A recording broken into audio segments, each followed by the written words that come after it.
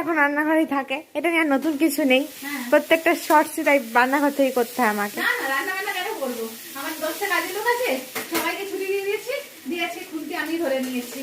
আজকে অনেক দেরি হয়ে গেছে, তবে আজকে কিন্তু আমি স্পেশালি আমার জন্য স্পেশাল রান্না করছি। সেটা হচ্ছে কি বলতো, এদিকে নিয়ে নাই রান্নাঘরে ছত্রাকার অবস্থা, তোমরা এদিক ওদিক কিছু তাকিও না, শুধু কড়াইয়ের দিকে ফোকাস করো। এটা হচ্ছে মূলো আর আলু দিয়ে কি হবে বলতো, দাঁড়া এদিকে দেখাই, এই পাশে আয়।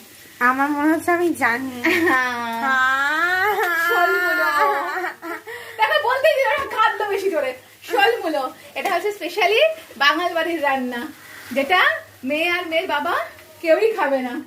আমার পিঠের মধ্যে মেরেছে একটা ঘুষি মা। আজকে শুধু আমার জন্য এটা রান্না হচ্ছে না, আমাদের দেবে না তো? ওদের জন্য ও থ্যাংক ইউ, আমাদের খেতে না হলে হলো। চেপে চুবে গেছে। এখানে ওদের জন্য রয়েছে দেখো ট্যাংরা মাছের ঝোল, ওয়াও। এটা বাবা আর মেয়ের জন্য।